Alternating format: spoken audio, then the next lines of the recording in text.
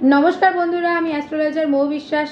এবছর মানে 2025-এ প্রথম চন্দ্রগ্রহণ লাগবে 14ই মার্চ শুক্রবার দিন, অর্থাৎ দোল পূর্ণিমা দিন সকাল 10:40 এই চন্দ্রগ্রহণ লেগে যাবে। দুপুর 2:28 পর্যন্ত এই চন্দ্রগ্রহণ থাকবে। এই চন্দ্রগ্রহণ কিন্তু আমাদের ভারতের থেকে দৃশ্যমান হবে না। দৃশ্যমান হবে না বলে যে আমরা নিয়মটা পালন করব না তা কিন্তু নয়। মাথায় রাখবে, চন্দ্রগ্রহণ বা সূর্যগ্রহণ কোনোভাবে দেশ অনুসারে হয় না।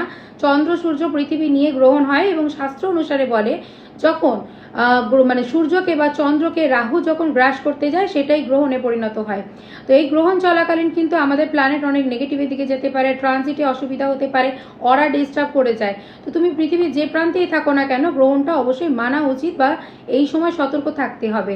গ্রহণ চলাকালীন বিশেষ যারা প্রেগনেন্ট মহিলারা রয়েছে তারা যেন বিশেষ সতর্ক থাকে। 10:40 থেকে দুপুর 2:28 পর্যন্ত তোমাদেরকে সতর্ক থাকতে হবে। ধারালো কোনো অস্ত্র, কোনো কিছু জিনিস ব্যবহার করবে না, কোনো কিছু কাটাকুটি কোনো করবে না।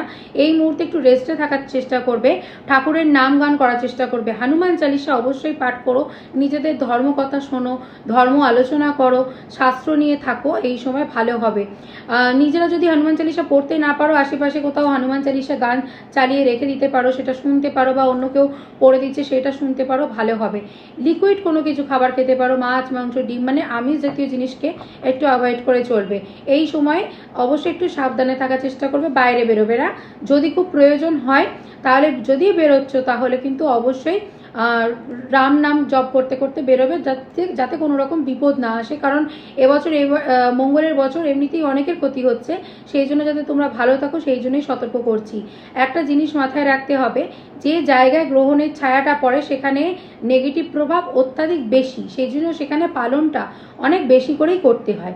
অন্য জায়গায় ছায়াটা পড়ছে না বলে সেখানে যে তোমার একদমই খারাপ প্রভাব পড়বে না তা নয়, কম প্রভাব পড়বে, নেগেটিভটা কম পড়বে, কিন্তু প্রভাব পড়বে। কারণ এই যে প্রভাব আমাদের রাশি চক্রের ওপরে আসে, আমাদের অরাটাকে কোথাও না কোথাও ডিস্টার্ব করে।